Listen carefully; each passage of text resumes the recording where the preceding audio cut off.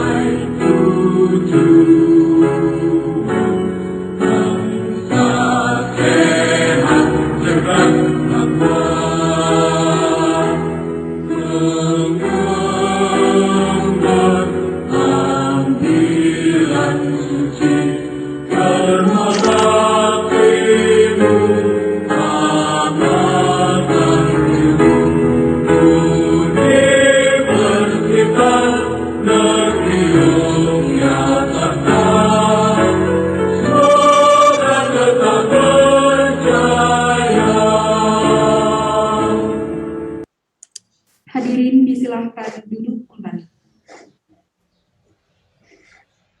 Acara selanjutnya, penyampaian materi tentang pengenalan publikasi ilmiah dan pengenalan jurnal ilmiah bereputasi. Yang jurnal lagi. Narasumber kita, Ibu Erna Andrianti, SSMU PhD selaku koordinator publikasi, dan Bapak Suprapto, SPD MD PhD sebagai koordinator jurnal. Materi hari ini akan dimoderatori oleh Saudara Muhammad Asriyadi, MPD. Pada Saudara moderator, kami silakan.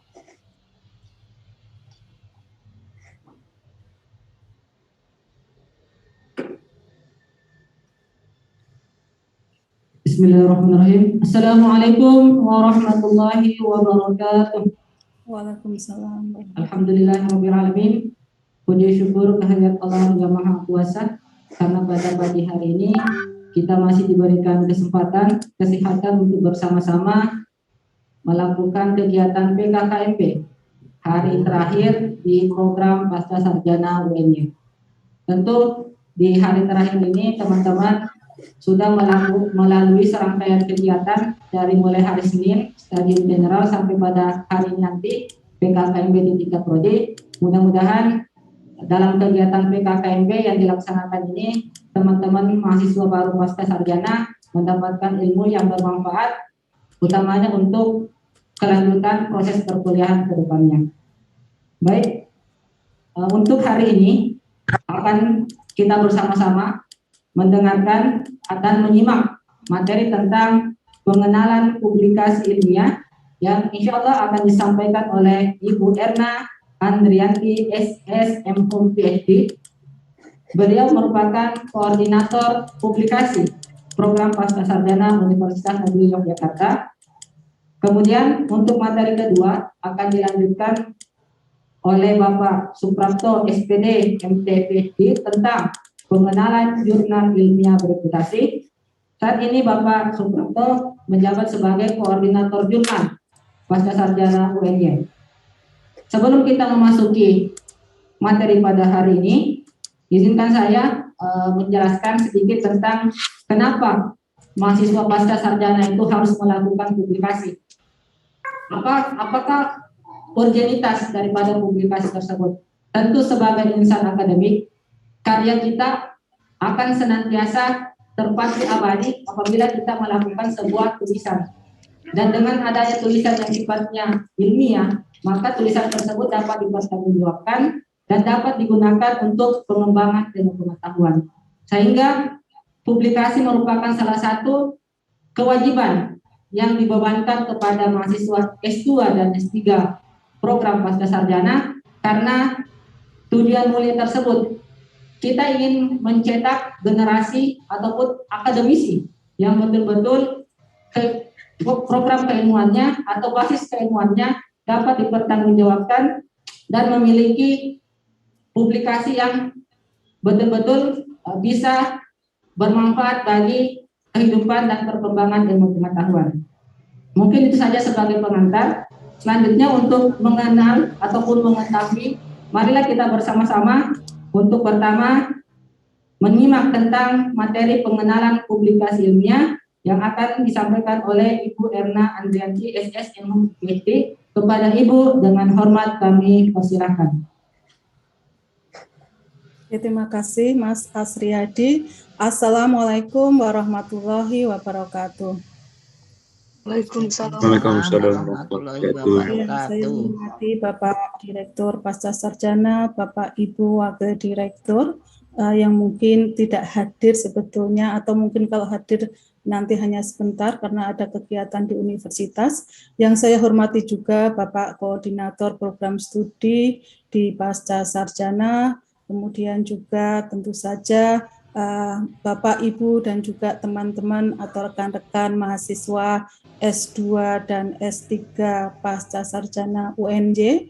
Selamat datang, dan saya ucapkan terima kasih ya sudah hadir secara tepat waktu untuk acara ini. Tidak lupa juga saya ucapkan terima kasih banyak kepada panitia yang sudah mengalokasikan waktu bagi saya mewakili unit publikasi mahasiswa pasca untuk mengadakan sosialisasi terkait kewajiban publikasi bagi mahasiswa S2 dan S3 di UNJ. Dan sebelumnya saya mungkin perlu memperkenalkan diri. Tadi sudah disebutkan, saya Erna Andrianti, berasal dari atau mengajar di program studi sastra Inggris untuk S1, kemudian untuk S2 saya mengampu beberapa mata kuliah di linguistik terapan dan juga pendidikan bahasa Inggris, dan juga mengajar di beberapa mata kuliah untuk program doktor, yaitu ilmu pendidikan bahasa. Oke, baiklah, untuk memulai saya izin share screen agar nanti sosialisasi ini bisa difahami dengan lebih baik. Semoga slide saya sudah terlihat ya. Belum, Bu. Belum. Sudah. Sebentar.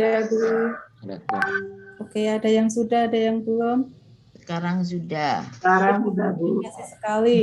Jadi memang sesi saya ini khusus untuk mengenalkan ya. Jadi kalau yang namanya mengenalkan itu apa-apanya mungkin serba sedikit ya. Serba sedikit karena pokoknya kenal dulu begitu.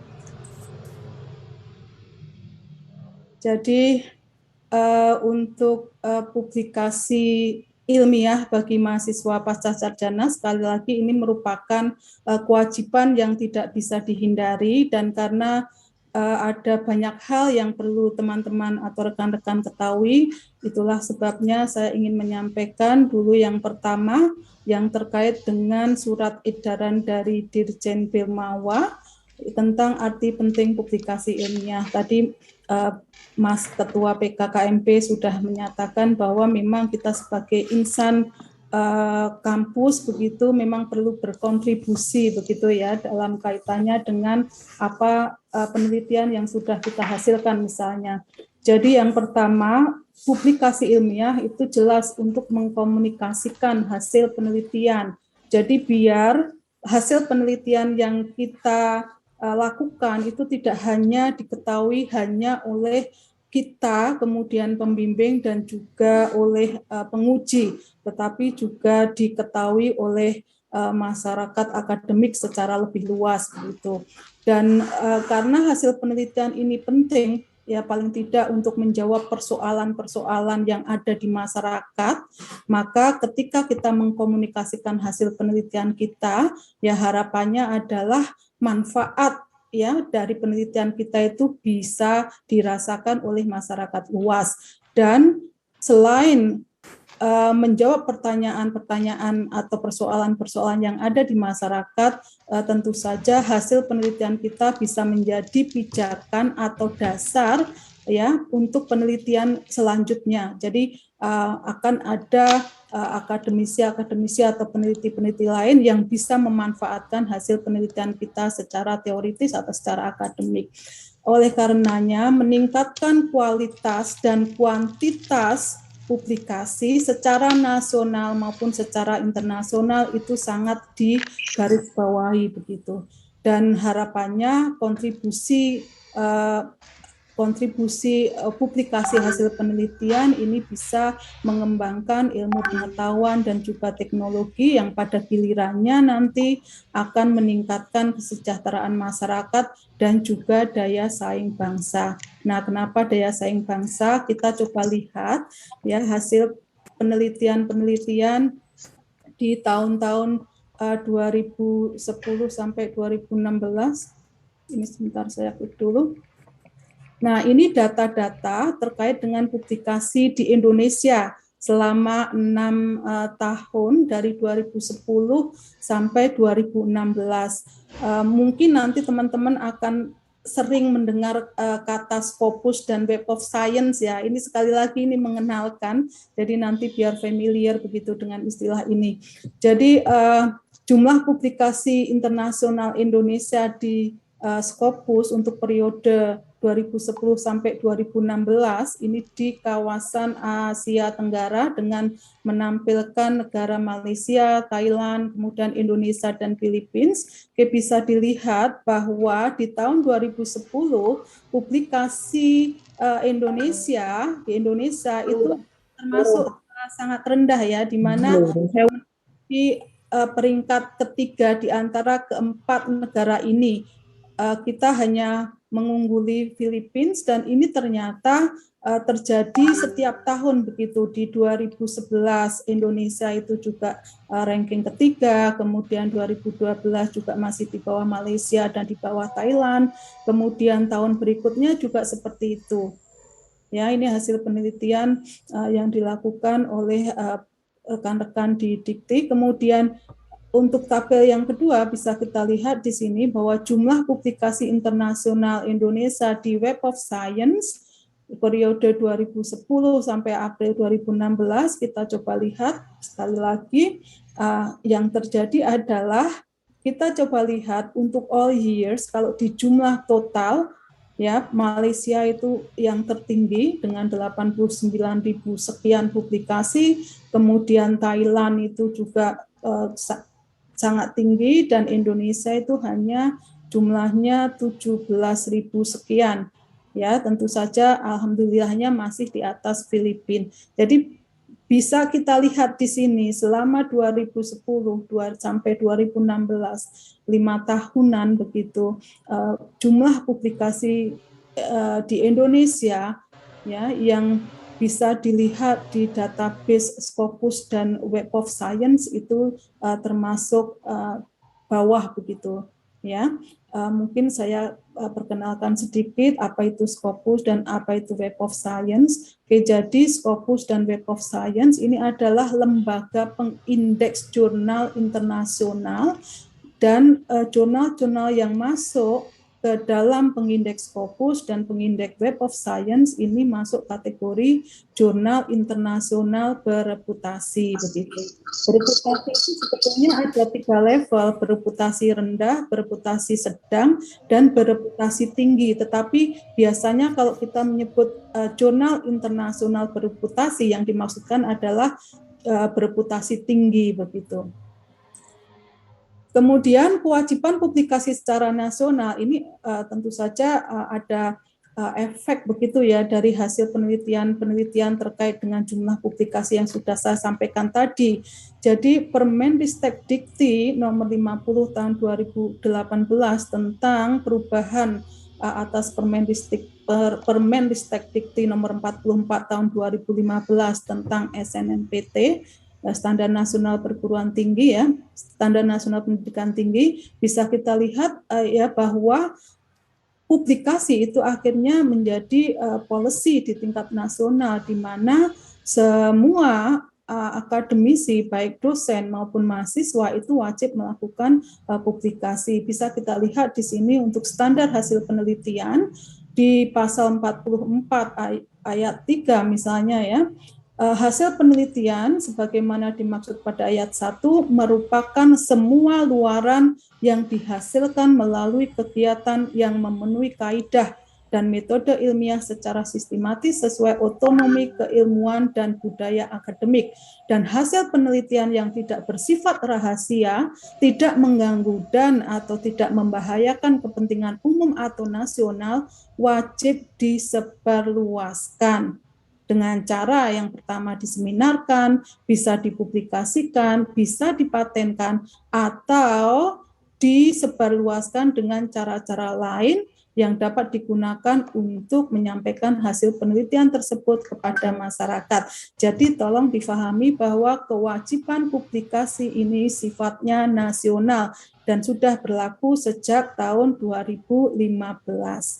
Ya, tolong difahami ini. Kemudian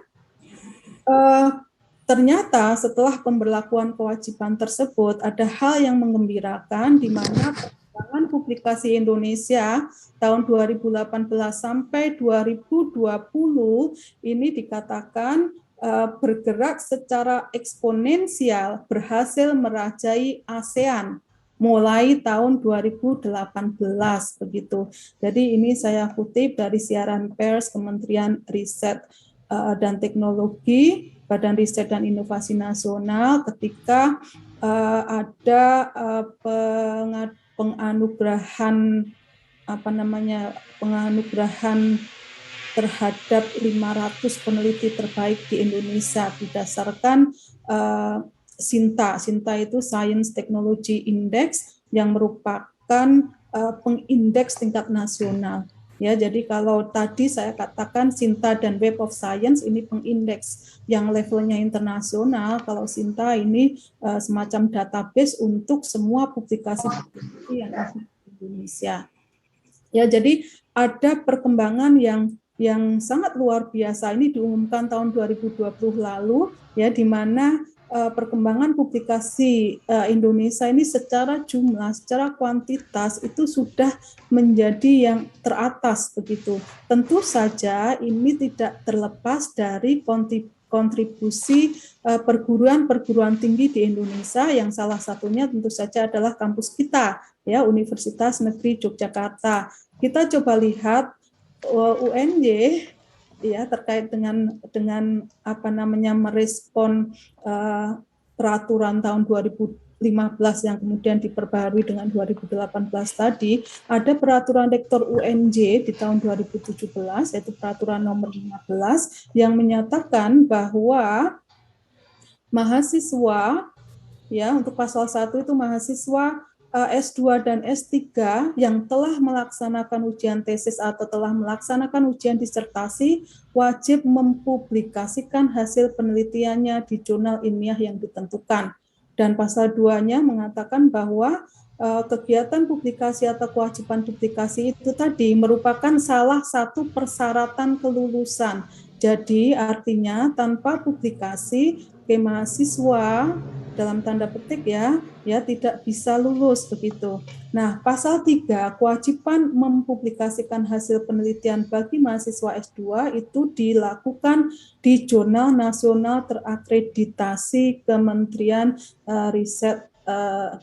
Riset Teknologi dan Pendidikan Tinggi atau Jurnal Internasional Terindeks. Jadi ada dua macam, ini berdasarkan peraturan 2017 untuk mahasiswa S2, tolong diperhatikan. Yang pertama di Jurnal Nasional Terakreditasi ya secara nasional atau Jurnal Internasional Terindeks. Kemudian untuk mahasiswa S3, mohon Bapak Ibu dan rekan-rekan mahasiswa S3, kewajiban yang harus dipenuhi oleh mahasiswa S3 ini adalah publikasinya di jurnal internasional bereputasi. Artinya apa? Jurnal tersebut harus terindeks di database Scopus atau Web of Science.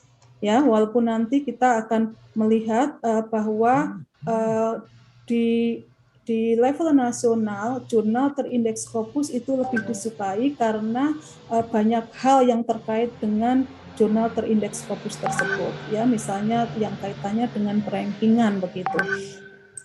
Kemudian untuk peraturan tahun 2017 tadi diperkuat dengan peraturan akademik. Jadi teman-teman saya rasa sudah diberi ya peraturan akademik yang terbaru yaitu peraturan rektor nomor 1 tahun 2019. Saya cuplikkan dari kriteria kelulusan di mana di sini dinyatakan bahwa mahasiswa jenjang S2 diwajibkan memiliki publikasi di Jurnal Nasional Terakreditasi minimal SINTA 2. Ya, mungkin ini sekedar pengenalan bahwa untuk SINTA itu ada 6 jenjang. Jadi SINTA 6, SINTA 5, SINTA 4, 3, 2, 1 begitu. Yang paling tertinggi kualifikasinya adalah SINTA 1 dan mahasiswa S2 kalau mau mempublikasikan di jurnal nasional maka minimal harus SINTA 1. Artinya SINTA 1 dan SINTA 2 begitu yang diperbolehkan atau di jurnal internasional terindeks. Ini terindeks apapun, tidak harus terindeks Scopus. Ya, tetapi yang penting jurnal internasional terindeks atau proceeding yang terindeks Scopus atau Thomson Reuters. Ya, terindeks Scopus atau Thomson Reuters ini sebetulnya terkait dengan Web of Science. Dan bagi mahasiswa S3 ini sama begitu, tidak ada keterangan lebih lanjut ya. Jadi pokoknya mempublikasikan di jurnal internasional bereputasi. Jadi untuk S2 ada 3 macam outlet yang bisa digunakan, sementara untuk mahasiswa jenjang S3 hanya 1. Jadi mau tidak mau harus mempublikasikan karya di jurnal internasional bereputasi. Kemudian untuk yang terkait dengan perincian atau keterangan lebih lanjut ya terkait dengan publikasi ini tadi, ada surat edaran dari Direktur nomor 4 tahun 2018 yang ini saya cuplikan untuk persyaratan umumnya biar nanti teman-teman atau rekan-rekan bisa ingat begitu bahwa ada persyaratan umum yang harus dipenuhi, yaitu yang pertama ketika teman-teman mengumpulkan atau mengirimkan manuskrip atau draft artikel ke jurnal, pastikan bahwa pasca sarjana Universitas Negeri Yogyakarta atau kalau sekarang ya mungkin ini perlu dibaca sebagai Universitas Negeri Yogyakarta harus tercantum sebagai afiliasi dalam artikel ya, karena sekarang kan S2 ya, sebagian sudah banyak yang ke fakultas begitu. Jadi tidak hanya pasca sarjana tetapi Universitas Negeri Yogyakarta harus menjadi afiliasi dalam artikel tersebut. Kemudian yang kedua, artikel yang dipublikasikan bisa bersumber dari tesis atau disertasi atau kegiatan perkuliahan begitu. Jadi teman-teman atau rekan-rekan bisa menyiapkan sejak dini karena artikel yang merupakan hasil dari kegiatan perkuliahan pun bisa diproses untuk dikirimkan ke jurnal. Dan yang ketiga, artikel harus mencantumkan nama mahasiswa sebagai penulis pertama, ya, dan dosen pembimbing tesis atau disertasi atau dosen pengampu mata kuliah program studi sebagai penulis berikutnya. Ya, tolong digarisbawahi ya di dalam pikiran kita begitu bahwa mahasiswa sebagai penulis kedua dan seterusnya tidak dapat digunakan sebagai syarat untuk yudisium atau ujian. Jadi teman-teman rekan-rekan harus menjadi penulis pertama berdasarkan surat edaran ini. Kemudian persyaratan proceeding terindeks Scopus atau Thomson Reuters bagi mahasiswa S2. Ini tolong yang mahasiswa S2 diperhatikan. Tadi dikatakan bahwa proceeding itu bisa digunakan sebagai outlet untuk mempublikasikan karya ilmiah. Tolong diingat bahwa proceeding itu merupakan luaran dari seminar atau konferensi internasional. Jadi kalau nanti proceeding yang digunakan merupakan luaran dari seminar nasional atau konferensi nasional, ini tidak bisa dipakai. Jadi harus yakin dulu bahwa ya seminarnya atau konferensinya adalah konferensi internasional. Kemudian yang kedua, panitia seminar atau konferensi internasional menyatakan bahwa proceedingnya akan diindekskan di Scopus atau Thomson Reuters.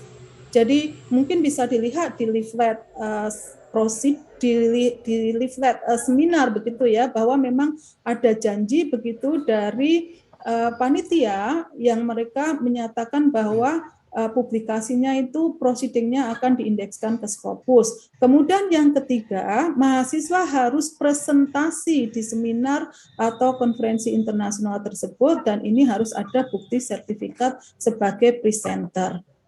Ya, dan mungkin perlu saya beri keterangan bahwa mempublikasikan di proceeding ini sebetulnya secara kualifikasi ini paling mudah dilakukan karena biasanya dari presenter yang ada di seminar itu hampir semuanya bisa masuk ke proceeding. Ya, tetapi tolong perhatikan bahwa ada aturan main di sini ya terkait dengan jenis seminar atau konferensi internasionalnya termasuk janji dari panitia seminar. Kemudian untuk jurnal Sinta 1 atau Sinta 2, nanti rekan-rekan atau teman-teman bisa melihat di halaman Sinta yang dari Ristek Dikti ya. Ini untuk ya. Kemudian di sini ada bulat-bulat gitu. Jadi nanti kalau mau melihat ini, kalau dari sini kan sudah saya klikkan sampai ke journals ya. Jadi ada Sinta 1, Sinta 2, Sinta 3, Sinta 4, Sinta 5, Sinta 6. Teman-teman nanti ngeceknya itu di Sinta 2 dan Sinta 1 saja. Jurnal-jurnal mana saja yang sesuai dengan bidang ilmu teman-teman. Ya. Jadi tidak semua jurnal yang di Sinta 1 atau Sinta 2 itu bisa digunakan, tetapi harus yang sesuai ya dengan bidang masing-masing begitu. Ya, misalnya di sini yang kalau kita klik Sinta 1, di sini tertulis misalnya Journal on Mathematics Education. Ya, di sini dilihat di situ Sinta 1, kemudian di kanannya ada tanda Scopus. Artinya ya selain menjadi jurnal yang terakreditasi Sinta 1, jurnal tersebut sebetulnya juga sudah menjadi jurnal internasional yang terindeks di Scopus. Jadi teman-teman S3 bisa menggunakan jurnal ini begitu sebagai mempublikasikan karyanya. Ya, dan hampir semua jurnal Sinta 1 itu terindeks Scopus. Walaupun belum semua sepanjang yang saya cek kemarin terakhir. Jadi hampir semua jurnal terakreditasi Sinta 1 itu juga merupakan jurnal terindeks Scopus. Tapi teman-teman S2 sekali lagi kalau mau turun ke Sinta 2 itu boleh. Tetapi kalau Sinta 3, Sinta 4, Sinta 5, Sinta 6 tidak boleh. Dan sekali lagi S1 sampai S6 ini merupakan jenjang kualifikasi ya. Jadi yang paling bagus kualifikasinya adalah Sinta 1.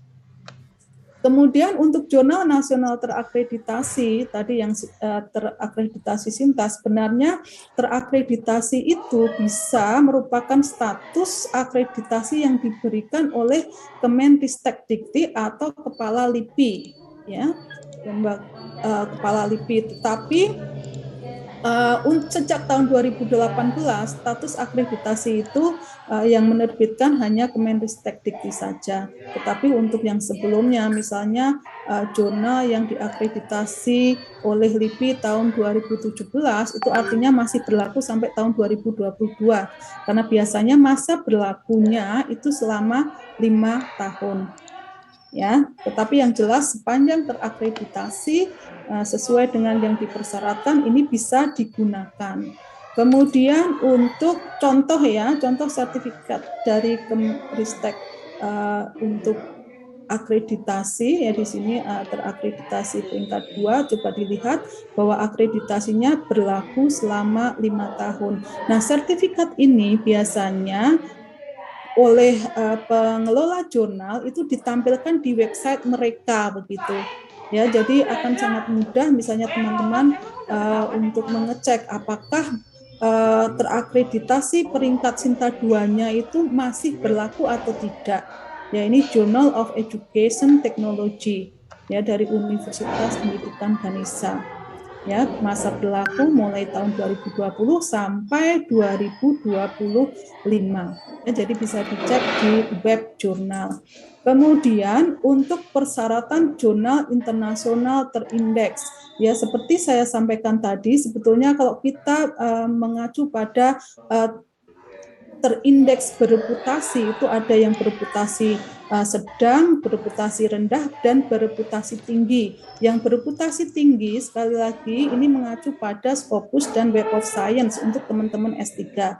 Untuk teman-teman S2, boleh menggunakan juga jurnal internasional terindeks, ya, yang bereputasi rendah atau sedang. Contoh yang bereputasi sedang, misalnya dari DOAG, Directory of Open Access, kemudian dari EBSCO, PubMed, Gale, ProQuest, dan yang lainnya.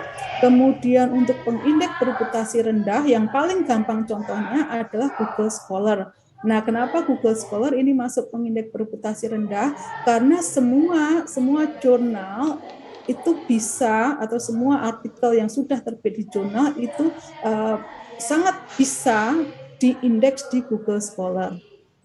Ya, contoh-contoh lain untuk bereputasi rendah ini ada misalnya Muraref, Said Bulai, WordCat, Sherpa, Romeo dan sebagainya. Nah, sekali lagi seperti tadi jurnal yang terakreditasi Sinta itu ada sertifikatnya dan biasanya dipampang di website jurnal tersebut. Nah, pengindeks yang seperti ini pun juga bisa dilihat di jurnal di website jurnal begitu. Jadi misalnya contohnya di OAC ini apa namanya simbolnya seperti ini, WordCat seperti ini, di Google Scholar dan sebagainya. Nah, untuk simbol-simbol ini bisa gampang, bisa mudah dilihat di website jurnal. Ya, biasanya di bawah tulisan abstracting and indexing. Ya. Jadi teman-teman S2 sekali lagi selain memilih proceeding untuk konferensi internasional, bisa juga memilih jurnal terakreditasi Sinta 1 atau Sinta 2, bisa juga ya jurnal internasional terindeks seperti ini. Sedangkan untuk persyaratan jurnal internasional yang bereputasi tinggi atau biasanya kita sebut sebagai bereputasi saja ya, jurnal internasional bereputasi ini adalah yang terindeks Scopus atau Web of Science. Di website jurnal nanti bisa dilihat ada tanda-tanda ini ya, Scopus atau Simago Journal and Country Rank ya. Ini untuk SJR ini atau Simago ini yang akan melevelkan jurnal-jurnal yang terindeks Scopus. Apakah jurnal tersebut masuk ranking Q1, ya quartile 1, Q2, Q3 atau Q4, atau mungkin malah tidak ada Q-nya begitu.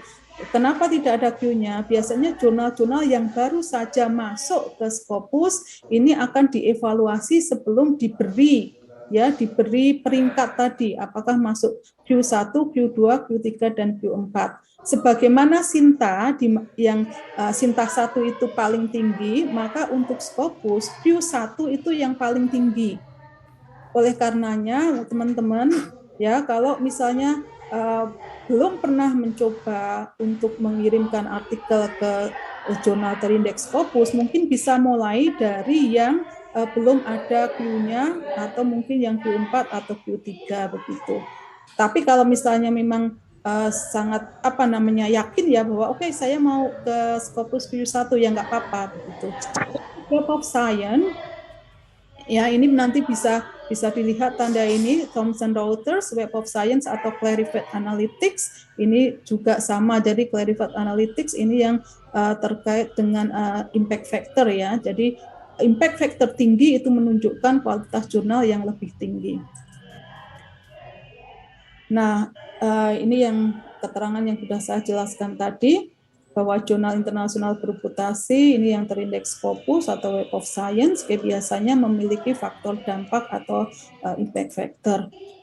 Nah, contohnya bagaimana kita mengecek bahwa jurnal terindeks Scopus tertentu itu bisa kita gunakan sebagai target jurnal atau jurnal target untuk publikasi kita.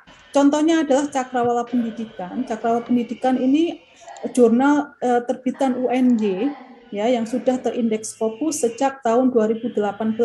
Jadi teman-teman untuk melihat apakah jurnal itu masih terindeks Scopus atau tidak, itu bisa dilihat dari Scopus coverage years. Ya, jadi tahun yang masih diakui begitu. Jadi sama dengan jurnal-jurnal Sinta yang akan diberi statusnya selama sekian tahun, demikian juga jurnal-jurnal yang terindeks di Scopus. Ya, jadi akan dievaluasi berkala begitu. Ketika dikatakan bahwa jurnal A misalnya sudah tidak memenuhi standar lagi, maka bisa didiscontinue statusnya. Nah, untuk Cakrawala Pendidikan ya dilihat di sini, publisher Universitas Negeri Yogyakarta atau Yogyakarta State University, Scopus coverage years-nya from 2018 to present. Ya, jadi terindeks Scopus sejak 2018 sampai sekarang.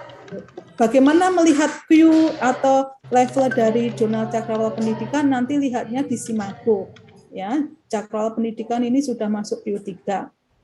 Kemudian kalau teman-teman mau melihat yang hal-hal lain, misalnya bisa ke scopus.com ini, kemudian misalnya melihat authors, ya, peneliti atau penulis siapa saja yang sudah masuk di indeks di database-nya Scopus bisa masuk di sini. Kalau jurnal melihatnya dari sources, ya. Kemudian saya rasa subject area ini ya bisa dilihat bahwa subject area dari Cakrawala Pendidikan ini social sciences education.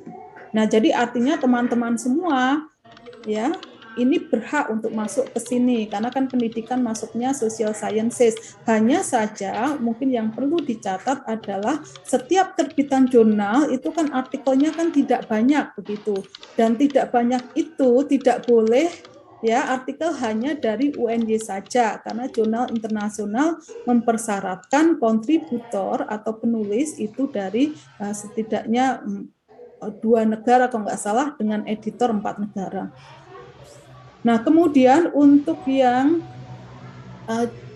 jurnal terindeks Web of Science, nanti melihatnya dari sini ya, dicek saja dari mjlclarifate.com, ya, kemudian nanti masukkan nama jurnalnya di sini, di search. Kalau muncul, berarti memang terindeks Web of Science. Kalau tidak muncul, berarti tidak. Nah, kemudian selain peraturan-peraturan yang tadi sudah saya sampaikan, ada rekognisi pembelajaran lampau yang ini terkait dengan peraturan rektor nomor 6 tahun 2020.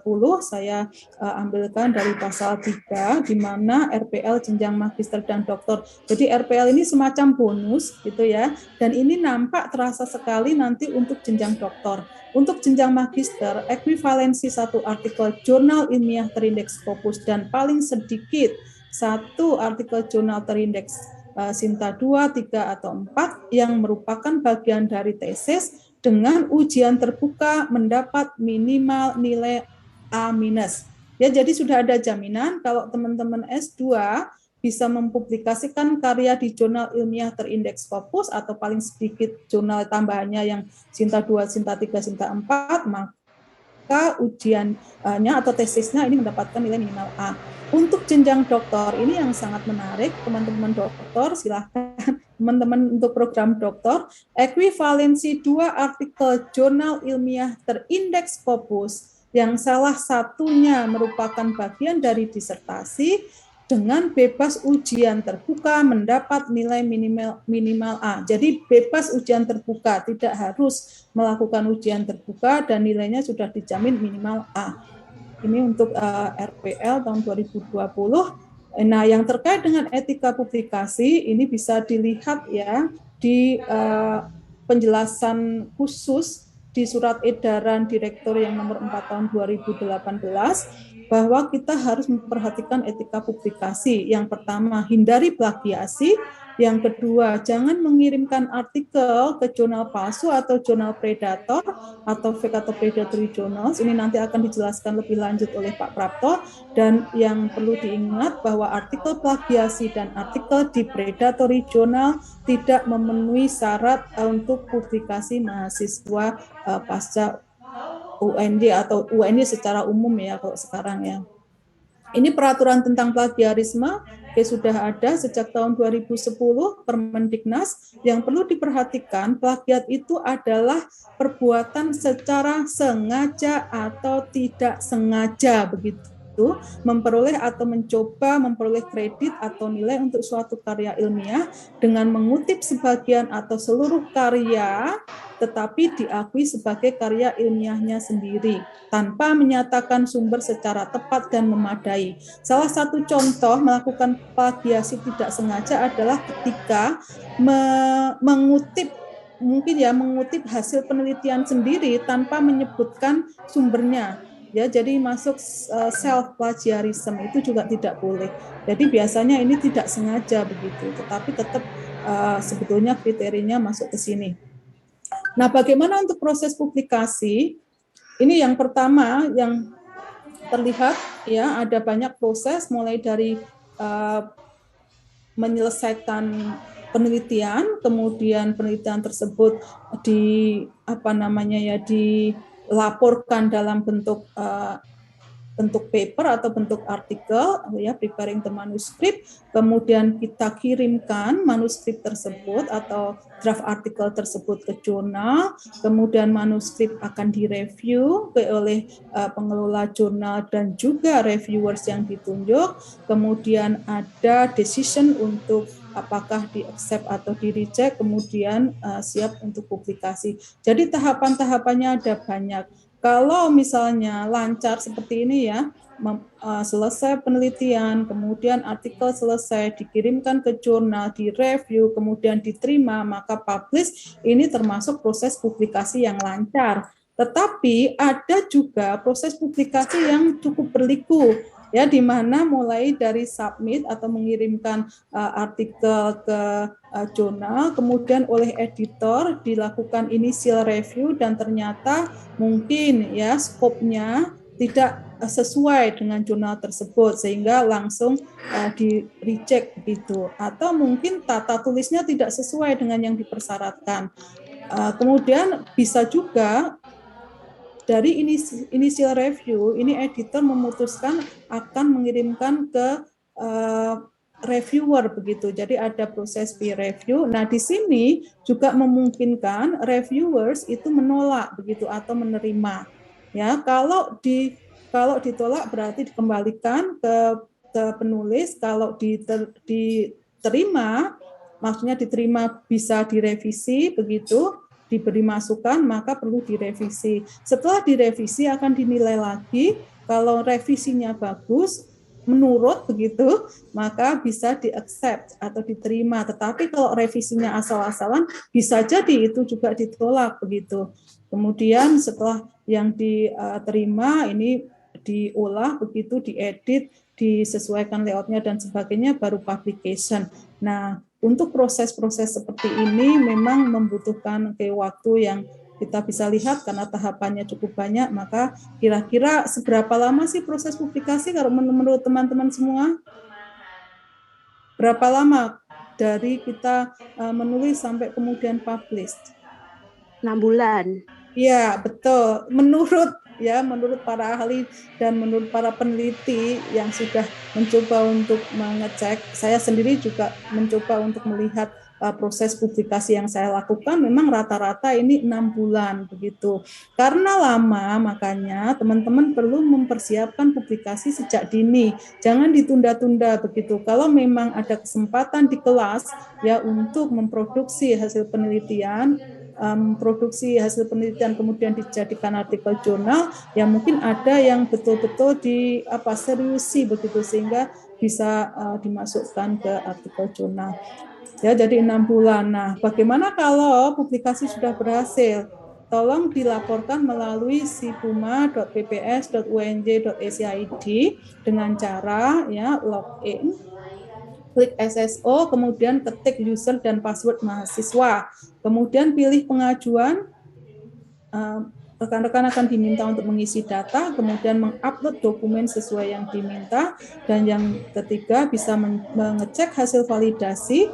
Ya, biasanya ada notifikasi kalau ya data yang dikumpulkan atau yang diajukan itu belum sesuai sehingga diminta untuk melengkapi atau mengkoreksi. Dan jika sudah benar, maka akan ada pemberitahuan melalui email. Nah, kemudian terkait dengan layanan unit publikasi mahasiswa yang lain, selain sosialisasi kewajiban publikasi seperti yang saya lakukan hari ini, kami juga ada seminar tentang kegiatan dan juga tahun kali, dan juga ada coaching klinik artikel ya yang sudah ditulis untuk publikasi ya, dan tahun ini kita juga sukses kan, dan yang terakhir layanan kami adalah validasi. Semua yang bisa mari kita tingkatkan prestasi dengan publikasi dan kita bawa nama baik Universitas Negeri Jakarta, nama sehingga lebih dikenal lagi dan semoga UNJ melalui publikasi ini bisa peringkatnya bisa menjadi lebih tinggi dan lebih tinggi lagi. Itu dari saya, terima kasih. Mohon maaf kalau ada hal yang kurang. Assalamualaikum warahmatullahi wabarakatuh.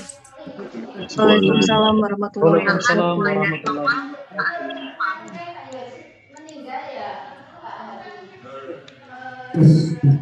Oke, baik, itu tadi presentasi dari Ibu Erna selaku koordinator publikasi UNJ.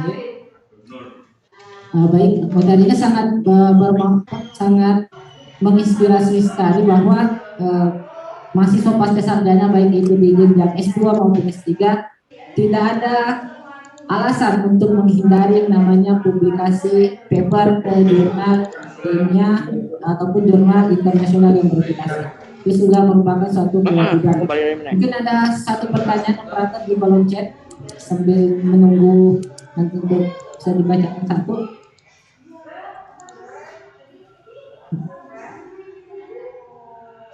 Monggo silakan, itu ada Mbak Septika Sari ya, kayaknya mau tanya. Assalamualaikum Ibu. Ya, silakan Mbak. Mohon maaf saya belum bisa menyalakan kamera karena ini rusak. Jadi terima kasih Ibu, menarik.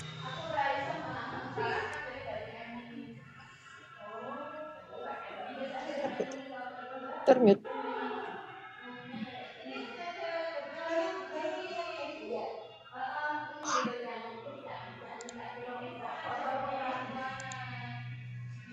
Yes. Namanya tadi gimana? Hilang. Terputus kayaknya koneksinya. Ada yang lain? Ini. Yang mana itu? Untuk mahasiswa S3 minimal Scopus Q berapa? Apakah harus dari disertasi untuk syarat kelulusannya? Jika saat publikasi Scopus dan saat akan digunakan untuk syarat lulus sudah tidak Scopus, keputusannya bagaimana Ibu? Mohon maaf, bisa diulang Mas Asriyadi, pertanyaannya apa? Untuk S3 itu untuk Scopusnya kan ada kuartilnya, nilai kuartil P1, P2 atau Iya. Minimal Q berapa untuk S3. Kemudian ini Bu, kalau misalnya sudah publish di Scopus, terus jurnalnya discontinue, itu keputusannya bagaimana Ibu?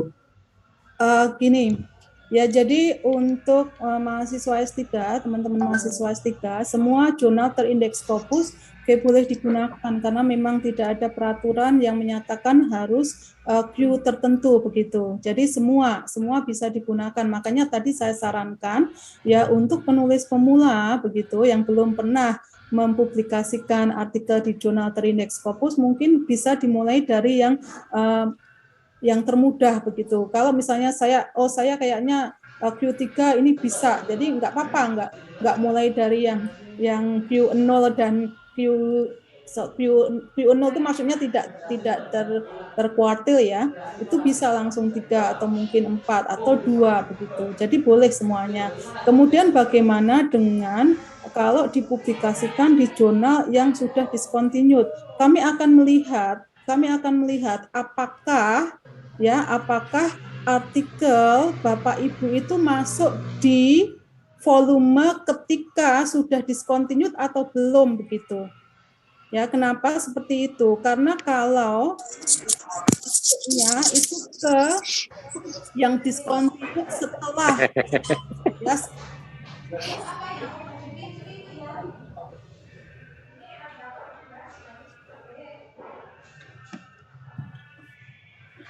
Ibu Erna suaranya ini tidak terdengar, Bu. Suaranya kan. Baik, saya ulangi ya. Saya sudah ngobrol banyak. Jadi untuk view-nya semua jurnal Scopus ya baik tanpa Q maupun dengan Q itu bisa digunakan. Jadi makanya tadi saya sarankan untuk yang pemula mulai dulu yang dianggap paling mudah begitu. Kalau saya pede sudah langsung ke Q3 ya nggak apa-apa begitu. Kalau saya mau mencoba langsung Q1 biar tahu rasanya ditolak oleh jurnal Q1 boleh juga begitu ya. Tetapi tolong perhatikan bahwa jurnal tersebut harus coverage years-nya masih begitu. Ya, kalau discontinued bagaimana? Kami akan melihatnya dari apakah ya artikel Bapak Ibu itu dipublikasikan ketika sebelum atau setelah discontinued. Karena misalnya gini, jurnal A itu discontinued tahun 2020 volume 56. Ya, volume 56. Ternyata ada yang mengirimkan di tahun 2021, berarti kan itu tidak bisa digunakan. Tetapi kalau memasukkannya di volume 54, ya boleh begitu. Paham, ya? Nah, untuk jurnal-jurnal yang rawan discontinued, itu karakteristiknya mudah begitu. Biasanya jurnal-jurnal yang rawan discontinued, yang pertama misalnya untuk keajekan jumlah artikelnya itu semakin lama itu semakin banyak, dan bahkan dalam jumlah yang kadang itu dalam tanda petik tidak masuk akal untuk bagaimana cara mereviewnya. Ya, misalnya 1 tahun mempublikasikan sampai 1.500 artikel misalnya, bisa dibayangkan.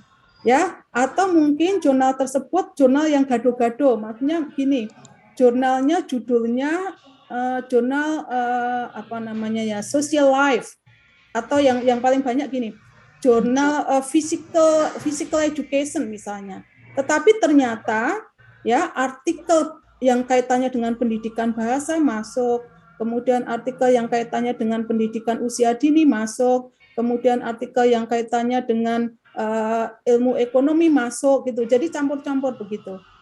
Ya, jadi ini wajib kita nanti mempelajari bagaimana menghindari jurnal yang rawan discontinued. Dan mungkin yang bisa juga dipakai sebagai patokan adalah ke jurnal yang reputasinya bagus. Biasanya publishernya adalah yang pertama perguruan tinggi atau lembaga penelitian. Yang kedua, asosiasi profesi. Dan yang ketiga, ke publisher yang memang sudah reputasinya itu bisa dilihat dari masa ke masa bagus. Itu. Oke. Mungkin itu jawaban dari saya, semoga bisa menjawab pertanyaan yang tadi diajukan. Terima kasih atas pertanyaan. Jadi sebenarnya ini banyak sekali ya pertanyaan yang masuk terkait dengan bagaimana publikasi dan sebagainya. Tapi karena kita dibatasi waktu, sehingga nanti ini pertanyaannya mungkin dari pihak publikasi nanti akan melakukan sosialisasi lanjutan ya Ibu terkait dengan bagaimana sih publikasi ini. Jadi yang saya sampaikan tadi, teman-teman semua, kami punya kegiatan-kegiatan yang sifatnya rutin dan juga insidental, misalnya sosialisasi, kemudian juga ada webinar, ya ada seminar-seminar yang kaitannya dengan bagaimana sih memilih jurnal yang baik begitu, kemudian bagaimana proses publikasi, dan bahkan kami juga mengadakan coaching klinik untuk mahasiswa untuk mendampingi ya mahasiswa dalam menyelesaikan dan mengirimkan artikelnya di jurnal yang sesuai dengan yang dipersyaratkan begitu. Jadi monggo nanti tetap keep in touch dengan kami begitu. Terima kasih Mas. Ya baik, terima kasih Bu atas materi yang sangat berkesan sekali dan sangat penting untuk mahasiswa S2 maupun S3. Baik, karena kita sedang masuk ke jadwal berikutnya, yaitu untuk materi selanjutnya tentang materi pengenalan jurnal ilmiah dan reputasi yang akan dibawakan oleh Bapak Suprapto SPD MT PhD. Maka untuk materi kali yang dibawakan oleh Bu Ratna kita skip dulu, dan nanti kalau sekiranya ada waktu kita bisa melanjutkan di luar sesi ini. Baik, kepada Bapak Suprapto SPD MT PhD kami persilakan.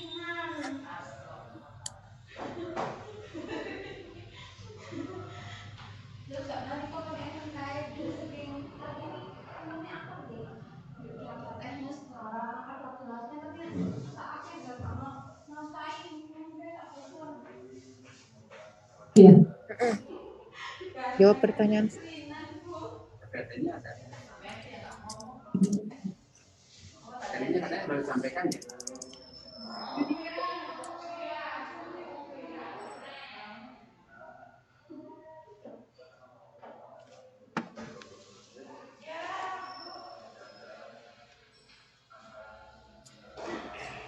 Iya, sepertinya tadi Pak Prapto koneksinya terputus, jadi langsung out gitu, keluar dari Zoom. Sambil nunggu Pak Prapto, mungkin satu lagi pertanyaan ya, sambil nunggu Pak Suprapto masuk. Ini terkait dengan apa tadi ya, pertanyaan tentang disertasi kalau nggak salah. Itu ada pertanyaan yang masuk Ibu tentang apakah misalnya ketika jurnal atau kita ingin publish berdasarkan data dari disertasi atau tesis, itu harus mencantumkan nama dosen pembimbing. Terus untuk dosen pembimbing sendiri diketahuinya itu kapan Ibu, semester berapa, sehingga nanti mungkin mahasiswa S2 maupun S3 tahu bahwa nanti di penulis keduanya itu adalah dosen yang bersangkutan. Baik, terima kasih pertanyaannya. Tadi sudah saya sampaikan bahwa artikel itu bisa berasal atau menjadi bagian dari tesis atau disertasi, bisa juga berasal dari kegiatan kelas ya, dan untuk dosen yang dicantumkan di sana bisa disesuaikan apakah berasal dari tesis disertasi atau berasal dari perkuliahan. Kemudian untuk kapan mahasiswa mengetahui nama dosen pembimbing, sejauh ini Pasca sudah cukup mempertimbangkan agar pemilihan atau pemberian nama dosen pembimbing itu dilakukan sejak awal. Jadi di tahun pertama semester kedua ini biasanya sudah diberikan itu. Dan kalau memang teman-teman mau menjadikan bagian dari disertasi atau tesisnya itu sebagai bahan untuk artikelnya, alangkah lebih baik ya ada semacam diskusi atau konsultasi intensif dengan dosen yang nanti akan menjadi co-authors begitu. Ya, yaitu dosen pembimbingnya. Jadi ini perlu untuk meningkatkan kualitas artikel yang ditulis atau yang dipersiapkan. Ya, jadi selalu libatkan ke dosen yang menjadi co-authors ya untuk artikel teman-teman semua begitu. Ya, kalau dari kelas ya usahakan ada masukan yang banyak dari dosen di kelas itu. Kalau memang berasal dari disertasi atau dari tesis, ya libatkan dosen pembimbing begitu agar kualitas artikel Bapak Ibu itu menjadi lebih bagus, sehingga kan potensi untuk diterimanya itu juga menjadi lebih tinggi. Menjawab ya Mas ya sepertinya ya. Jadi, terima kasih. Oke, baik. Bapak Suprapto sudah hadir di tengah-tengah kita. Baik, untuk materi selanjutnya, sebelumnya kami mengucapkan terima kasih kepada Bu selaku koordinator publikasi atas materi yang sangat luar biasa sekali. Selanjutnya kami mengundang dengan hormat Bapak Suprapto SPD MPPP untuk memaparkan materi tentang pengenalan jurnal ilmiah verifikasi. Kepada Bapak dengan hormat.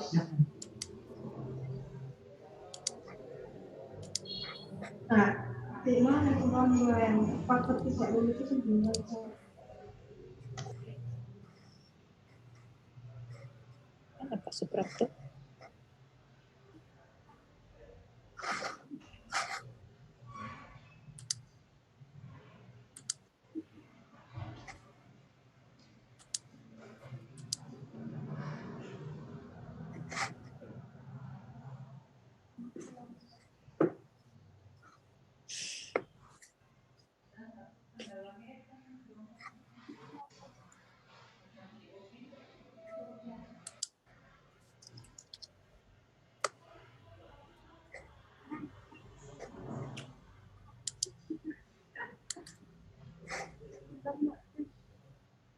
Dulu Pak Prapto.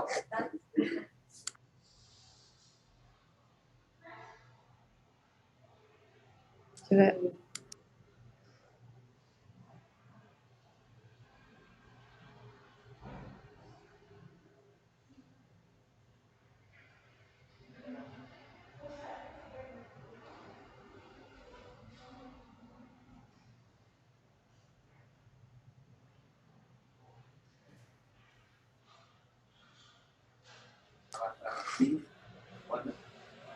Ya, mohon maaf teman-teman sekalian, sepertinya koneksi dari Pak Prokto lagi disable hingga tadi sudah masuk kemudian keluar lagi. Jadi sementara kami proses itu Bapak udah masuk kembali.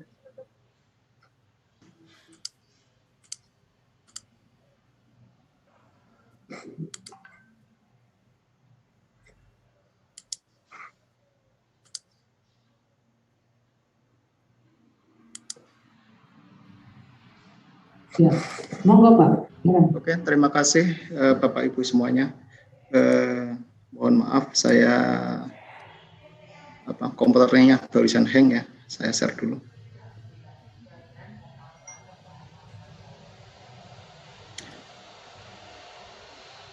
Sudah bisa dilihat slide screen saya ya, Bapak Ibu ya? Sudah, Pak. Oke, kita mulai saja. Mohon maaf terlambat. Sebelumnya, Assalamualaikum warahmatullahi wabarakatuh. Waalaikumsalam warahmatullahi wabarakatuh. Dan selamat pagi, Bapak Ibu yang saya hormati, teman-teman mahasiswa. Jadi hari ini saya mendapatkan tugas untuk menyampaikan materi terkait dengan pengenalan jurnal ilmiah. Jadi ini nanti saling melengkapi dengan apa yang disampaikan oleh Bu Erna. Ya. Mungkin perkenalkan ya Bapak Ibu semuanya, teman-teman mahasiswa. Saya kebetulan di sini diminta untuk sebagai koordinator unit jurnal pasca sarjana, sehingga nanti Bapak Ibu barangkali ada permasalahan terkait jurnal, bukan publikasi ya, artinya mau submit di jurnal pasca, nanti silakan Bapak Ibu bisa ketemu saya ya, atau mungkin bisa ke ruang yang paling pojok selatan dan selatan timur ya, sehingga nanti barangkali kalau sudah luring bisa ketemu. Oke, kita mulai saja. Ini karena waktunya sangat cepat sekali dan materinya juga agak banyak, mungkin saya akan sepintas-pintas saja ya terkait dengan materi, sehingga waktunya nanti harapannya cukup ya, karena sudah tinggal berapa menit. Nah, saya ingin menjelaskan terkait dengan disertasi doktor. Ini di luar negeri ya, bukan di sini. Saya kira di sini juga nanti saya kira hampir mirip-mirip. Ada dua tipe disertasi doktor. Yang pertama jenisnya adalah monograf, yang kedua adalah paper based dissertation. Jadi bedanya apa keduanya itu? Kalau kita lihat dari sini ya, monograf itu adalah apa yang ditulis oleh seorang mahasiswa doktor ya untuk mendapatkan gelar PhD. Kemudian sedangkan paper based dissertation itu adalah muncul saat ini sebagai alternatif sebagai disertasi tradisional. Artinya apa? Ketika seorang mahasiswa menuliskan disertasi itu didahului dari artikel-artikel yang sudah publish yang terkait dengan topiknya, kemudian jadikan satu, kemudian ditambah ya. Nah, kalau dilihat dari awal ini yang terbentuk monograf itu hanya berupa laporan-laporan ya, atau mungkin progress report dan sebagainya ya, atau laporan penelitian, kemudian dijadikan satu yang sehingga menjadi sebuah disertasi. Tapi kalau yang ini tidak. Ini adalah kaitannya dengan artikel-artikel yang sudah dipublish kemudian disubmit ya, atau yang sudah publish kemudian dikumpulkan jadi satu kemudian ditambah ya dengan beberapa tambahan kata, halaman dan sebagainya sehingga menjadi sebuah disertasi. Nah, sekarang yang tren apa? Yang tren itu adalah paper based dissertation, walaupun beberapa negara tetap saja masih ada dua pilihan, seperti Jerman dan sebagainya, yaitu ada dua pilihan. Yang pertama monograf atau paper based dissertation. Nah, sehingga nanti kalau misalnya Bapak Ibu akan menulis disertasi, ya harapannya jangan nulis disertasi dulu kemudian publish, tapi kalau bisa publish dulu, kemudian artikel yang sudah publish tersebut itu dikembangkan menjadi sebuah disertasi. Ini walaupun ada beberapa mahasiswa, ada dua kelas ya, nggak salah dua kelas atau dua prodi terkait dengan yang tidak S3 atau yang dua prodi S2 ya, saya kira mungkin nanti mengikuti pada fungsinya sama. Kemudian ya kenapa kita harus publish ya? Nah, saat ini paper sebagai indikator kesuksesan dalam evaluasi akademik. Ya, ini penting sekali karena bukan semata-mata bahwa setelah publish itu kemudian ranking universitas atau ranking atau hal-hal tertentu naik, tetapi yang jelas adalah dalam menulis artikel tidak mungkin kita tidak membaca penelitian sebelumnya atau mungkin mempelajari metode, mempelajari topik-topik perkuliahan atau keahlian Bapak Ibu semua. Itu tidak mungkin akan bisa publish jika hal itu tidak dilakukan. Jadi bahkan kadang ketika kita menulis artikel itu harus betul-betul kita paham terhadap apa yang kita pelajari. Kemudian yang telah dipelajari oleh orang lain yang terkait dengan topik penelitian kita itu harus betul-betul paham. Itu sebagai evaluasi akademik ya. Kemudian yang kedua itu saya kira ini juga sebagai informasi latar belakang peneliti ya untuk mendapatkan pendanaan penelitian dari sebuah lembaga. Kemudian juga kumulatif PhD thesis ya biasanya membutuhkan 3, 4, 5 artikel ya jurnal peer review. Itu kalau yang sudah jalan ya. Nanti kalau di tempat kita aturannya hanya menulis 1 artikel ya atau 2 artikel, saya kira harusnya lebih mudah. Kemudian yang berikutnya adalah paper sebagai media kerjasama. Kenapa kok media kerjasama? Karena nulis artikel itu biasanya itu lebih dari 1 orang. Kalau 1 orang biasanya hal yang aneh kalau di tempat lain. Kalau di tempat kita mungkin ada 1, 2 orang ya. Tapi kalau di luar negeri sudah biasa 1, 2, 3, 4 ya. Dan semakin banyak biasanya semakin bagus. Walaupun ada batasannya. Oke. Kemudian tipe paper ya atau jenis-jenis paper itu apa saja? Nanti Bapak Ibu kira-kira memilih yang mana? Yang pertama adalah riset paper. Riset paper adalah saya kira sama dengan original paper ya. Ini hasil penelitian. Kemudian ada review paper ya. Review paper ya Bapak Ibu hanya melakukan review paper-paper yang sudah publish. Kemudian Bapak Ibu evaluasi, kemudian ditulis sebagai artikel. Kemudian yang berikutnya case study paper atau short note, kemudian discussion paper, kemudian short note paper atau short communication ya ini sangat singkat sekali ya. Jadi artinya singkat sekali, paling hanya 4 atau 5 halaman atau bahkan kadang hanya 2 halaman atau 3 halaman, tidak ada masalah, penelitian belum selesai. Tetapi kalau yang short ini itu tidak mudah karena harus ada ide yang betul-betul. Kemudian ada book reviews, kemudian letters to editor ya. Saya kira nanti saya sarankan kalau belum selesai penelitiannya ya masuknya kedua saja. Bapak Ibu mereview saja sehingga nanti hasil reviewnya bisa dimasukkan sebagai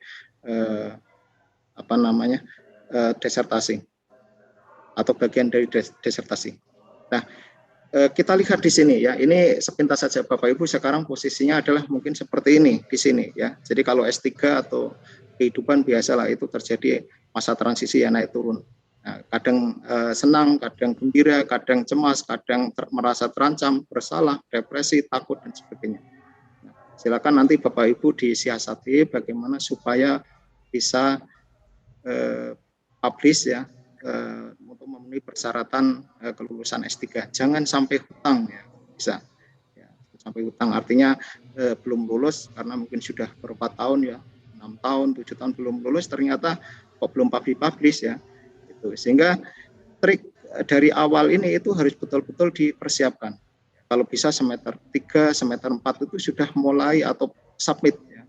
Submit artikel. Bagaimana kok bisa? Ya, nanti Bapak Ibu saya kira yang bisa menstrateginya bagaimana supaya hal-hal yang turun ini jangan sampai terjadi. Ya kalau bisa gembira terus sampai ke selesai kuliah ya. Tapi itu tidak mungkin. Ya, sehingga proses transisi inilah yang nanti di awal ini perlu strategi betul-betul Bapak Ibu. Mau menulis artikel yang seperti apa itu sudah direncanakan.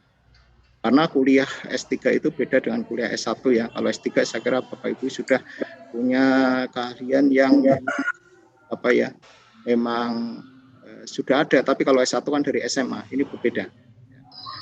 Biasanya sudah ahli di bidang tertentu, kemudian tinggal mengambil kuliahnya atau mata kuliahnya atau menulis penelitiannya dan sebagainya. Kemudian berikutnya saya masuk ke terkait dengan jurnal yang ada di pasca sarjana. Kebetulan di sini ada 5 ya. Ini khusus nanti mahasiswa S2 ya.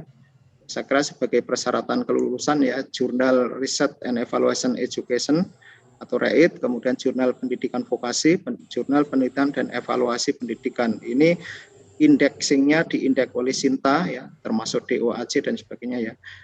Tetapi masih Sinta 2 ya, sehingga nanti saya yakin ini bisa untuk syarat kelulusan untuk mahasiswa S2. Tetapi harapan kami itu ya kalau bisa tetap submit di sini, tetap bisa submit di atau publish di jurnal terindeks Scopus. Kemudian masih ada 2 lagi, yaitu akuntabilitas manajemen pendidikan Sinta 3, kemudian yang kelima adalah jurnal pendidikan, jurnal pembangunan pendidikan ya, atau fondasi dan aplikasi, ini Sinta 3. Nah, publishnya kapan? Kemudian bahasanya itu menggunakan Inggris dan Indonesia ya, yang Sinta 2 menggunakan bahasa Inggris. Jadi sehingga nanti harapan kami adalah Bapak Ibu bahkan yang S3 saya kira submit di sini tidak apa-apa sebagai awal mula, karena apa? Menulis artikel itu tidak mudah ya, sehingga butuh tadi yang disampaikan oleh Bu Erna, jangan tiba-tiba yang sulit ya. Lebih baik yang mudah-mudah dulu, kemudian baru terus-menerus nanti pilih yang agak bagus. Artinya apa? Minimal persyaratannya kalau bisa sudah terpenuhi. Oke. Kemudian kita masuk ke indexing. Kenapa kok saya masuk indexing?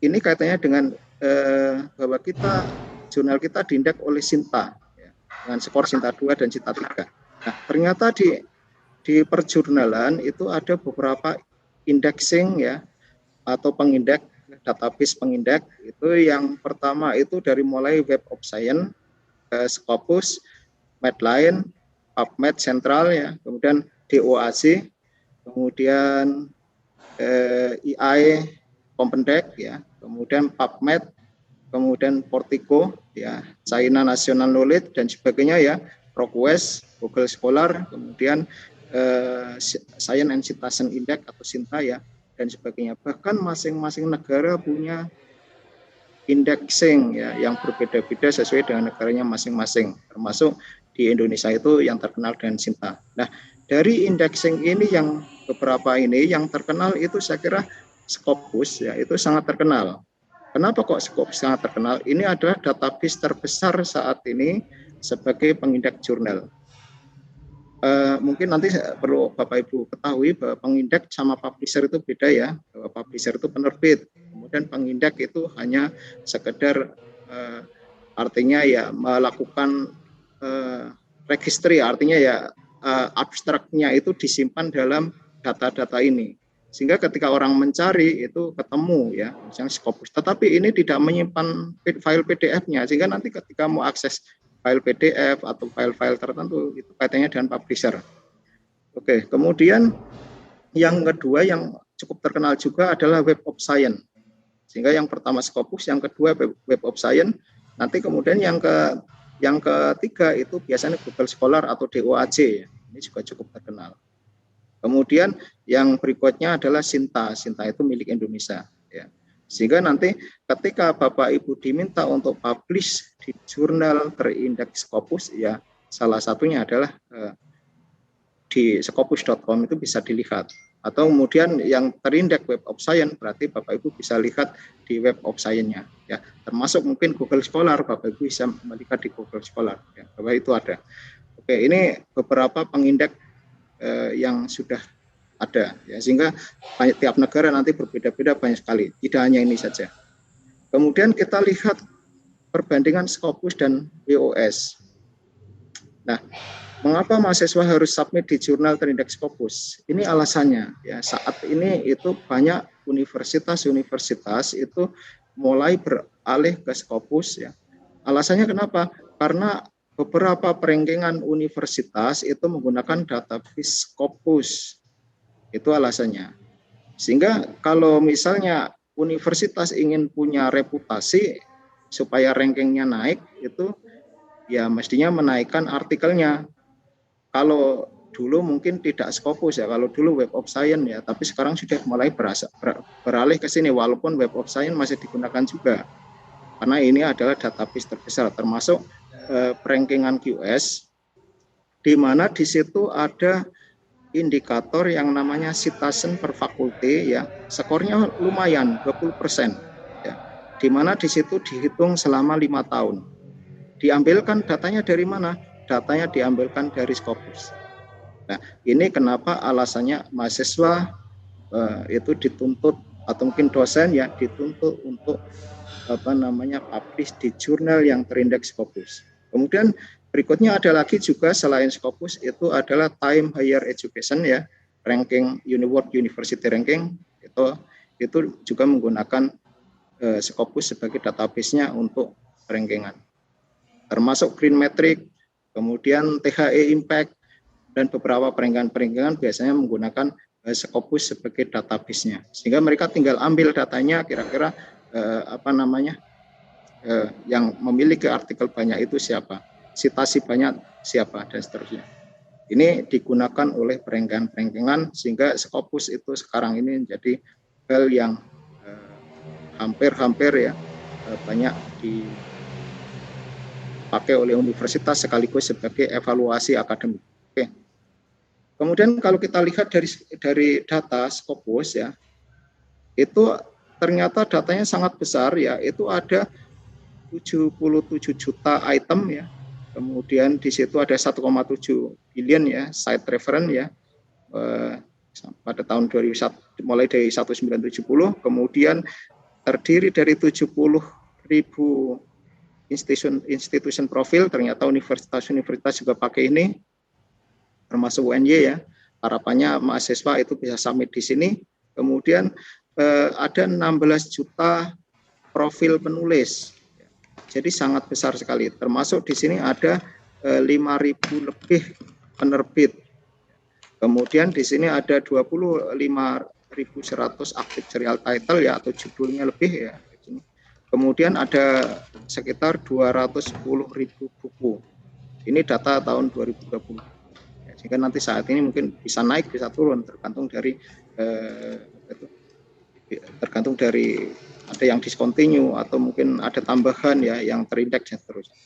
Kemudian berikutnya adalah kita lihat di sini penerbit jurnal yang terindeks Scopus itu apa saja, itu ada banyak sekali ya.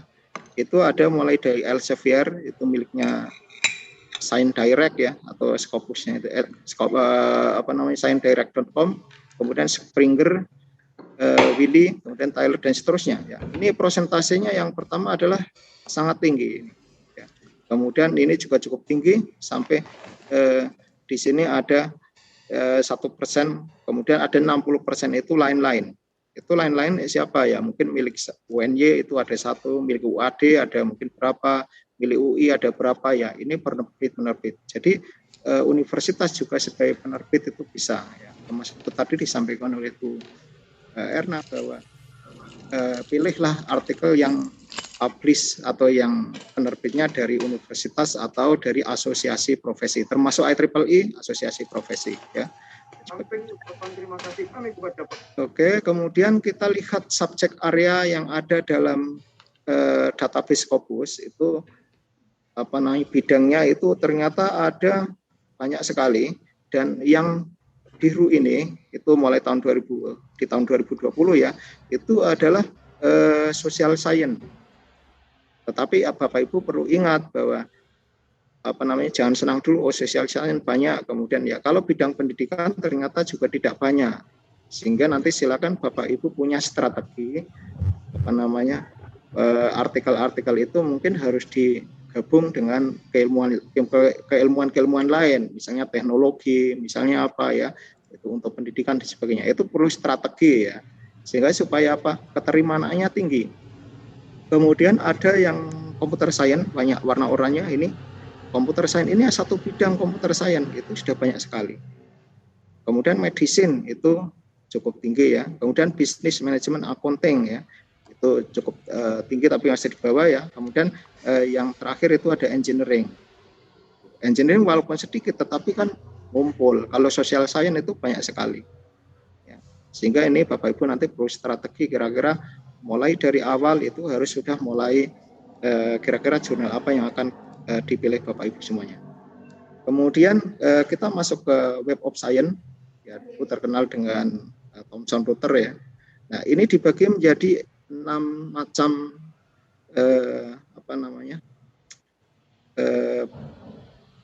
bagi 6 macam ini ya apa yang ada di Web of Science ya, mulai dari jurnal yang betul-betul inti, kemudian yang kualitasnya bagus, kemudian yang di sini adalah di bawahnya, bukan tidak bagus tapi di bawahnya. Sehingga kalau kita lihat di sini nanti adalah bidang yang pertama itu ada Science Citation Index Expanded atau orang mengatakan SCI. Nanti kalau Bapak Ibu dengar namanya sudah publish di SCI belum, itu adalah merefernya ke Web of Science. Ya. Ini untuk bidang-bidang eksak. Kemudian yang berikutnya adalah bidang Social Science. Ada orang yang mengatakan SSCI ya, Social Science Citation Index. Kemudian ada lagi yang ketiga adalah Art and Humanities Citation Index. Itu 3 ini adalah 3 jurnal yang cukup berkualitas. Nah, biasanya kalau sudah diindeks oleh Web of Science, diindeks oleh Scopus.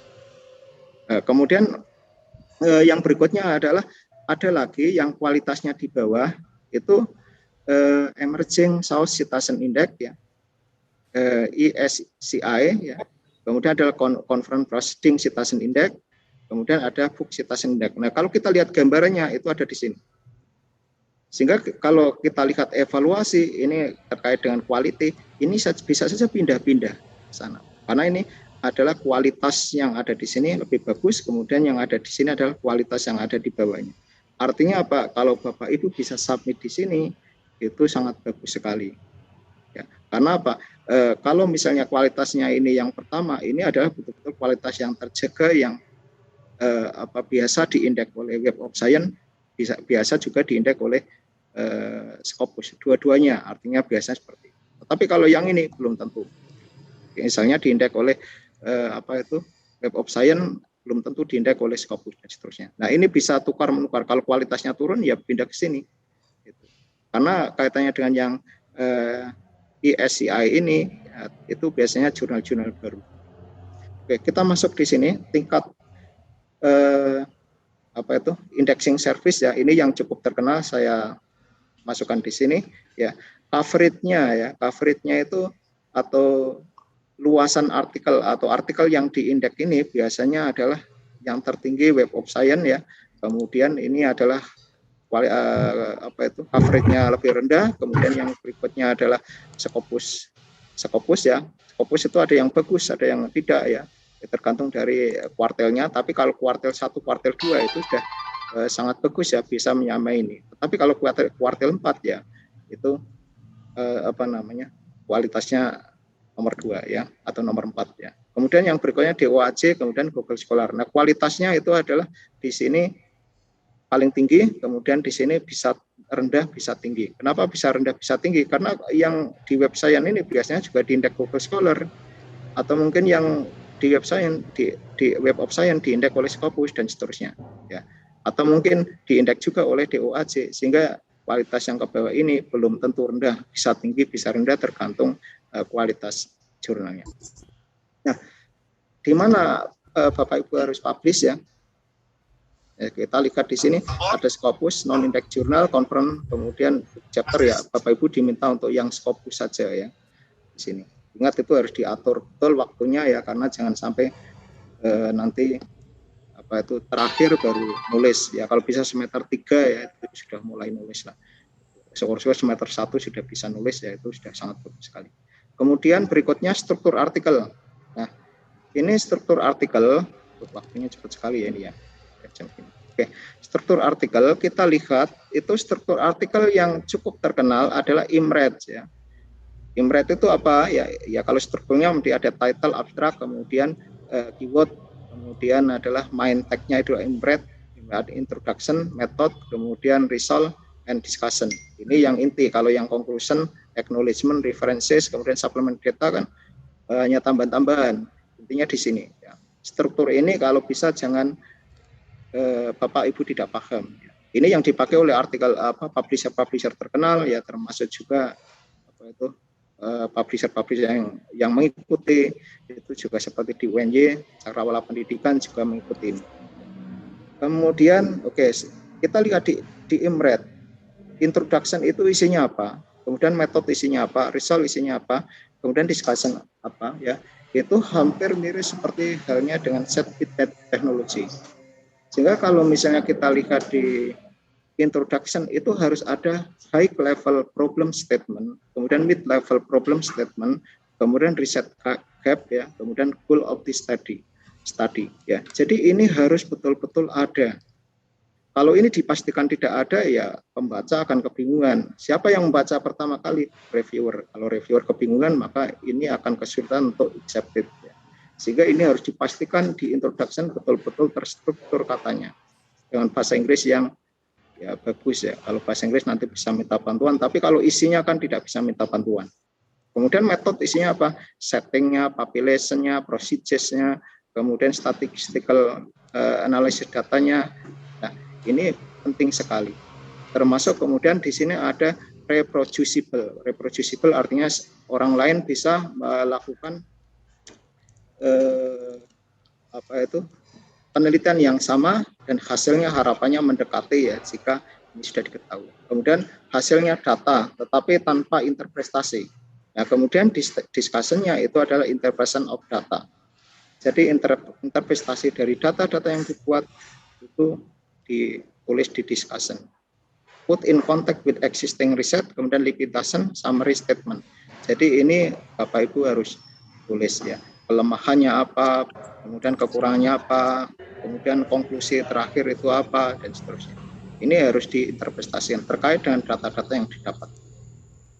Oke, kemudian ini kira-kira panjangnya. Ya.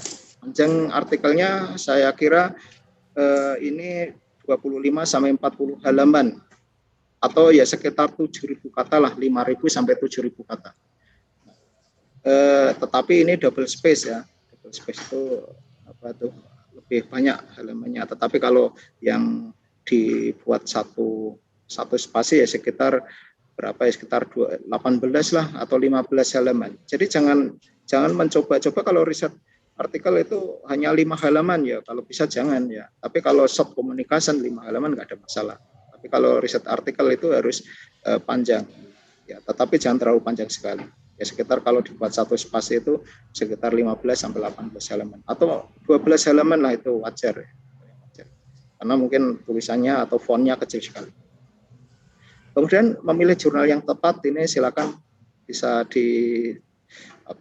dilihat bahwa ada pilihan nasional atau internasional, peer review atau non review, kemudian disciplinary atau interdisciplinary, kemudian komersial, society journal, kemudian komersial ada open access journal, riset review journal dan sebagainya. Ya. Oke, ini saya kira ini. Nah, jurnal yang sesuai sebenarnya apa? Nanti Bapak Ibu silakan sesuaikan ya. Kira-kira ya yang peluang artikel diterimanya itu sangat tinggi, bukan karena jarang yang submit ya, tetapi karena memang kualitas artikel Bapak Ibu bagus, kemudian peluangnya diterima itu sangat tinggi.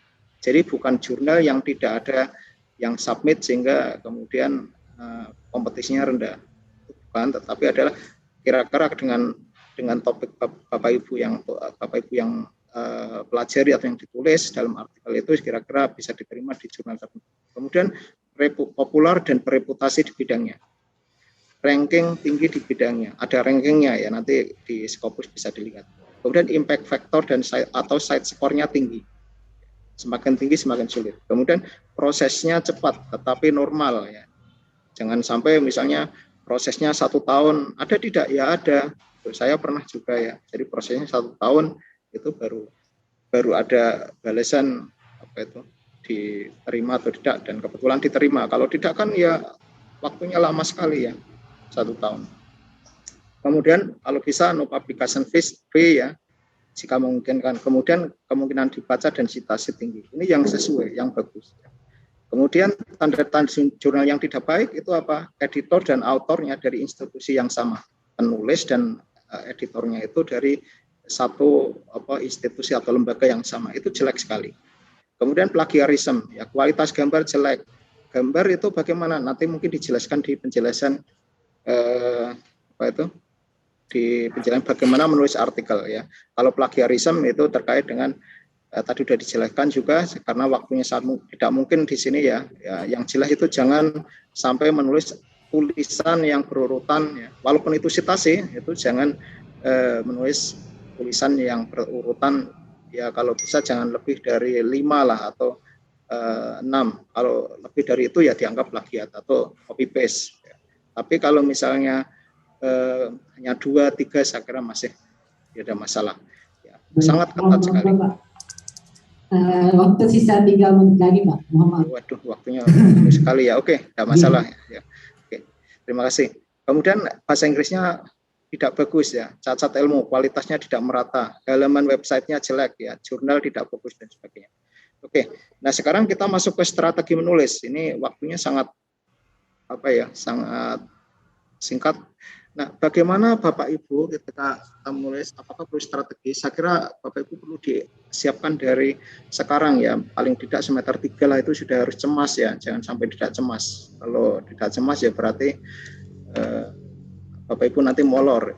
Nah, mulai dari menulis paper bereputasi ya, menulis artikel bereputasi tidak mudah dan melelahkan. Ini saya kira Bapak Ibu yang sudah pengalaman banyak sekali ya, betul-betul melelahkan karena sudah menulis nanti harus bolak-balik dan seterusnya ya.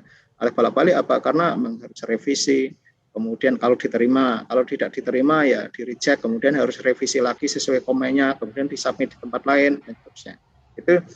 Itu yang betul-betul melelahkan. Jadi tolong ini di strateginya, saya tidak akan membacakan semuanya, waktunya sangat pendek ya sudah ya. Sehingga Bapak Ibu silakan atur bagaimana kira-kira semester 3, semester 4 sudah mulai submit. Kalau nanti Bapak Ibu submitnya terlambat, tunggu disertasinya jadi dulu atau penelitiannya jadi dulu, pasti tidak akan pernah submit. Jadi pilih jurnal yang kira-kira mudah ditembus dulu. Jangan kalau lihat dari sini, kita kembali di sini. Mana yang tadi awal itu?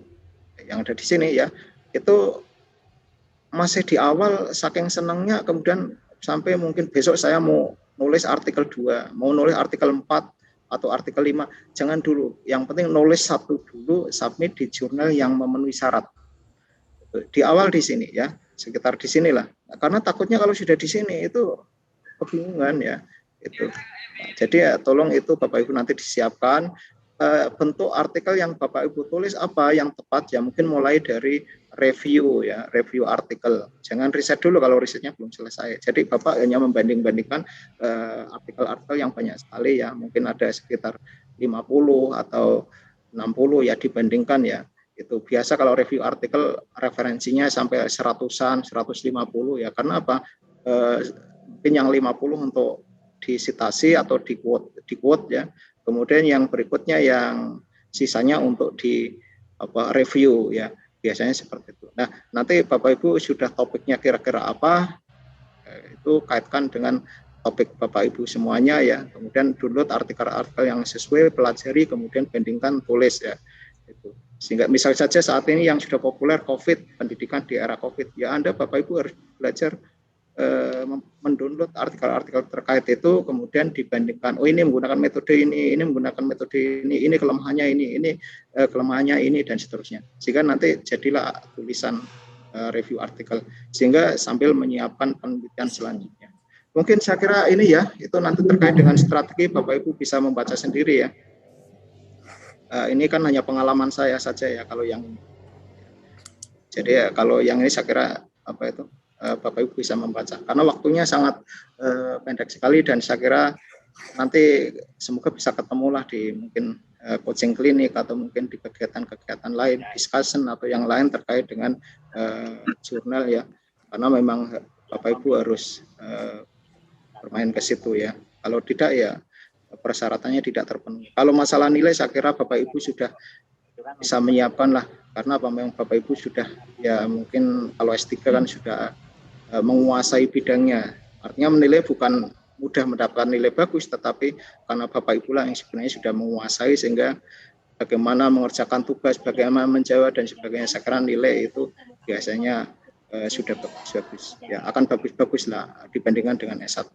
Mungkin itu saja ya. Terima kasih dan mohon maaf waktunya sangat pendek sehingga tidak bisa bercerita banyak terkait dengan itu.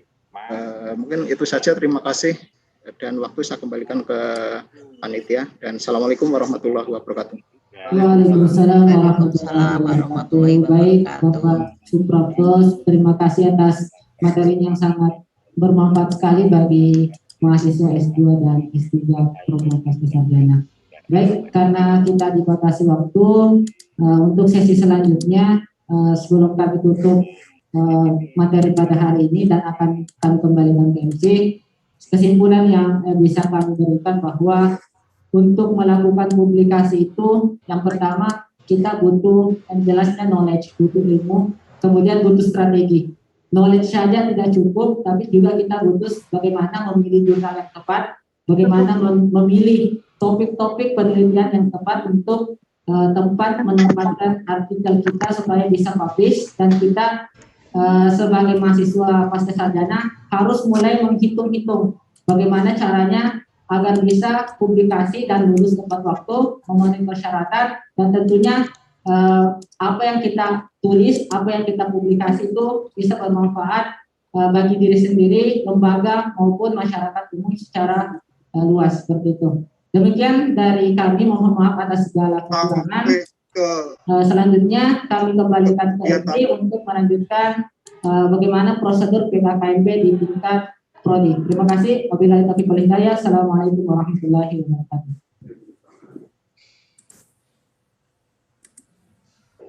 Terima kasih Saudara Muhammad Astriyadi telah menjadi moderator pada hari ini. Terima kasih banyak atas materi yang telah disampaikan dari Bapak pemateri. Tentunya menjadi pemantik bagi para mahasiswa, baik magister maupun doktoral, untuk mencari tahu lebih banyak dan belajar tentang publikasi ilmiah dan jurnal. Kami dari mahasiswa menunggu program-program selanjutnya dari publikasi ilmiah dan jurnal pasca sarjana. Acara selanjutnya adalah PKKMB, tingkat program studi. Operator akan memberi out peserta ke dalam prodinya masing-masing, jadi diharapkan peserta telah menggunakan nama sesuai format yang diberikan oleh panitia. Mekanisme breakout room selanjutnya akan disampaikan setelah saya menutup kegiatan ini. Untuk rangkaian acara selanjutnya, saya serahkan ke penanggung jawab masing-masing prodi. Terima kasih atas perhatian dan kerjasamanya. Saya Elsa Delviati Alma, mohon undur diri. Wassalamualaikum warahmatullahi wabarakatuh. Waalaikumsalam warahmatullahi wabarakatuh. Ya, sembari menunggu operator membreakout peserta, saya akan menjelaskan mekanisme untuk breakout room. Jadi operator tiap prodi ini akan mengundang Bapak dan Ibu sekalian atau rekan-rekan untuk memasuki ruang Zoom. Nah, jika pada layar Bapak atau Ibu terdapat notifikasi atau pemberitahuan untuk bergabung, silahkan diklik. Kita akan memulai secara berurutan. Yang pertama untuk Prodi S2 PEP. Bagi yang belum mengubah namanya, silahkan diubah dulu sesuai format. Yang pertama untuk S2 PEP, silahkan masuk ke ruang Zoom yang telah ditetapkan. Jadi pembagian ini memerlukan sedikit waktu, jadi mohon untuk diikuti dengan seksama. OTW sementara tutup di atas.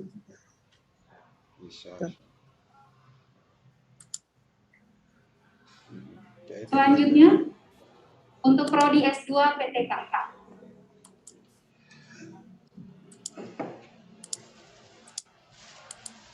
Mohon diklik jika terdapat pemberitahuan di layar Zoom.